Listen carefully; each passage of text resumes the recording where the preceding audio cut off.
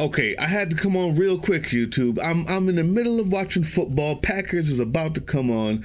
And while I'm watching the game, Baltimore versus Cincinnati, in the middle of the game, I see a commercial by Donald Trump.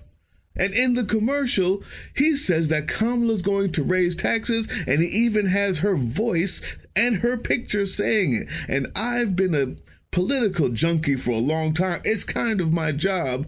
And I'm wondering, where did he get this from? Could this be true? Oh my. Obviously, saying that Trump lied or was deceitful or deceptive in his advertisement or something that he said is not a surprise to any of you. You know this. But it's the way that it's done. The way that it was edited, the type of deceptive practices, and the fact that everybody watching the football game, if you're in Georgia, saw this commercial and may have been duped by this, that made me want to jump on here. First, here's the commercial that he put on, and then I'm going to show you the actual clips that he took out and the quotes from the New York Times that he cut off.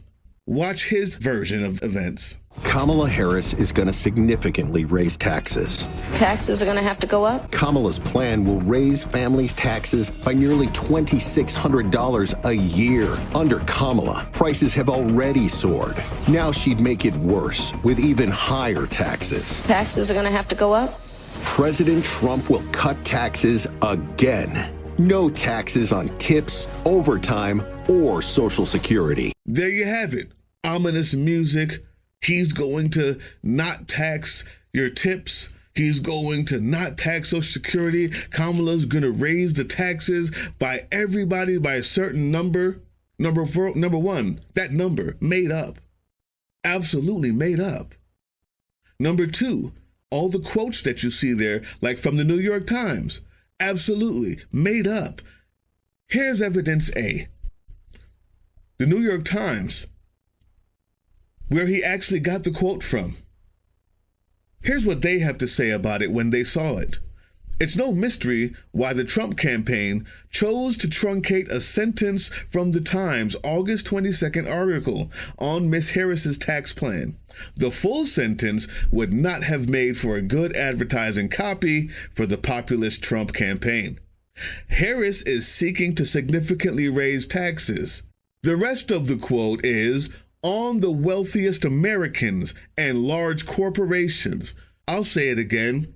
In the commercial, he said, quote, by New York Times, Harris is seeking to significantly raise taxes.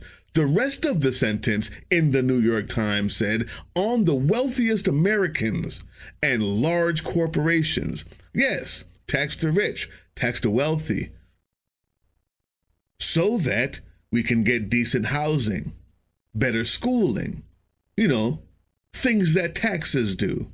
So not only rich people can send their kids to private school and stay rich, so maybe your kids can have a chance too. That's how we pay back our society. Now, this is par for the course for someone like Donald Trump, right? Most things, most lies that politicians tell are based in some sort of reality. Not this one. He has no line. This is straight up a lie. Straight up lie. Not only were the numbers he cited made up out of whole cloth, how much it was going to raise the taxes, what he did was make sure it was just a little bit above what he's actually going to raise the taxes by with his tariff plans. But this is the crazy part. This is the worst part, in my opinion. He shows her face in an interview saying, we also have to increase taxes. Taxes are going to have to go up? Unfortunately, that interview was the Iowa Roundtable, July 16th. Allow me to show you what she actually said. So these are some of the ways, but we've got to increase the corporate tax rate. We also have to increase taxes for the top 1%. And that part of that is going to be about repealing that tax bill that they just passed. And also looking at estate taxes are going to have to go up for the richest Americans. And closing certain corporate loopholes, including the carried interest deductible and a number of other things that are about people not reporting income as income and therefore not being taxed on it as income the way you and I are being taxed. Taxes are going to have to go up. And also looking at estate taxes are going to have to go up for the richest Americans. Taxes are going to have to go up. And also looking at estate taxes are going to have to go up for the richest Americans. Got it? So we see the pattern. What she actually said was we're going to have to raise taxes on the wealthiest of us, the biggest corporations. Time to pay their fair share. You want to know why this struck me weird when I saw it? Is because this isn't the first time that she said that. So when he says that we're going to raise taxes and she shows her face, I immediately perk up and I come to the studio. And then I search. And I also see this. For giving that extra money for a first home, if you can't raise corporate taxes or if GOP takes control of the Senate, where do you get the money to do that? Do you still go forward with those plans and borrow? Well, but we're going to have to raise corporate taxes, and we're going to have to make sure that the biggest corporations and billionaires pay their fair share. That's just it. It's about paying their fair share. Yes, YouTube. This isn't the first time or the second time. There are many more. Kamala Harris has said she wants the rich to pay their fair share, to end the Trump tax cuts for the wealthy, the only thing he got done in his entire administration. Everything else he still has a concept for, remember, in his own words. So just a yes or no, you still do not have a plan? I have concepts of a plan. Here's the question. You see the full video. You see the full context. The New York Times full article. Not only are they lies, they're lies that are so easily refutable, so factually inaccurate or not close to the truth, that you can't even call them exaggerations. You can literally look it up in 2 seconds. I did. I'm going to go back and watch the Packers game. I should have put Jordan Love in my fantasy. I don't know why I took him out. Anyway, I'm going to go back and watch the Packers game, and I found all of this on Google. Not on LexisNexis or some strange thing that only reporters have. Why would you lie like this? There's one reason. Because he knows you won't look it up. He thinks he knows that you're not engaged. And I'm not talking to Kamala Harris voters. I'm talking to Trump voters. You may not be watching this, you may not like my content, but I respect you enough to not lie to your face. If you know one of those voters, send this to them and then remind them, why do you think he has to cut people's words in the middle of sentences to not only exaggerate a point, but to straight out lie about the exact point? Why? Well, because he doesn't have the policies with which to win the argument. Only the lies. If you remember, he goes down to Georgia and he says that the response from the Biden administration is lacking. They're tired. They're asleep. They never showed up. They didn't call. Immediately afterwards, Brian Kemp said they called and Brian Kemp wasn't there. They called immediately, and Brian Kemp wasn't there. He had to call them back, is how quickly they called. They called immediately. They said, our lines are open. Call me directly. Don't go through the other lines at the White House. Here's the sell. Why would he lie about that? Well, that's because when he was president, he tried to deny aid to California because he thought that they didn't vote for him. And the only reason why they got the aid they needed during their natural disaster was because somebody convinced him that the county that the fires were happening in voted for Trump.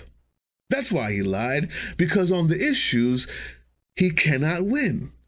That's why he lied, because he believes that you are not engaged, and he knows you're not engaged, Trump supporter.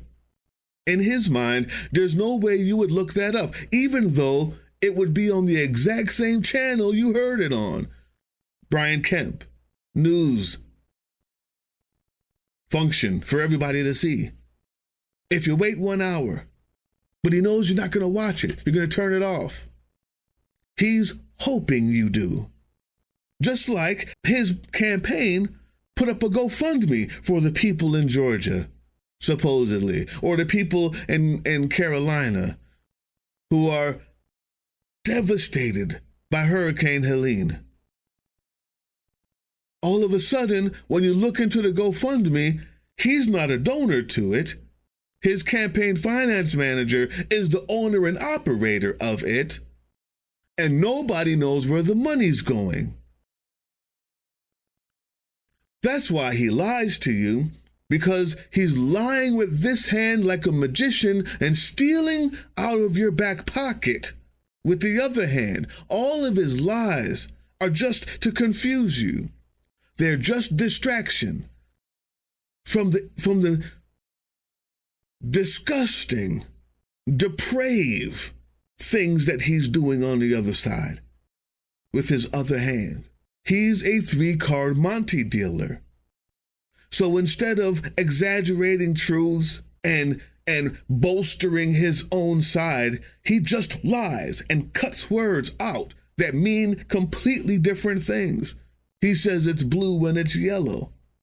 And he believes that he's got you so enamored, so disengaged with the rest of the world around you that he will say it so blatantly, openly, and flagrantly because he believes you're not smart enough, quick enough, intelligent enough, or care enough to look it up, to find out. When you show this to your friend, your family member who saw that ad and said, did you know Kamala said this? And then you show him all the things that she really said. You show him that the New York Times clip was a lie. The New York Times themselves put it out again to ensure that we knew. When you find out, when you show them that, and when they say to you, do you know that the Harris and the Biden and Harris administration aren't doing anything for the relief? And then I put this on the TV screen for them, and they say, oh, I didn't know that he called immediately. I didn't know that FEMA has already given out millions of dollars in help. The next question you ask them is, why would you vote for someone who thinks you're the mark? Because either you see that he's lying to you, or you're the mark. You're the one he's stealing from. Either you see that he's lying to you, or like a 3-card Monte player, or a pickpocketer, or a street magician. You're the mark. It's only one or the other. And I want you to see the lies and join us, join the rest of us. Join the rest of us in the real world. We want this for you too. Or you can be the mark, happily and willingly. I'm going to go watch Green Bay. Hopefully we win, even though we lost our wide receiver to some foolishness. I'll see you guys later.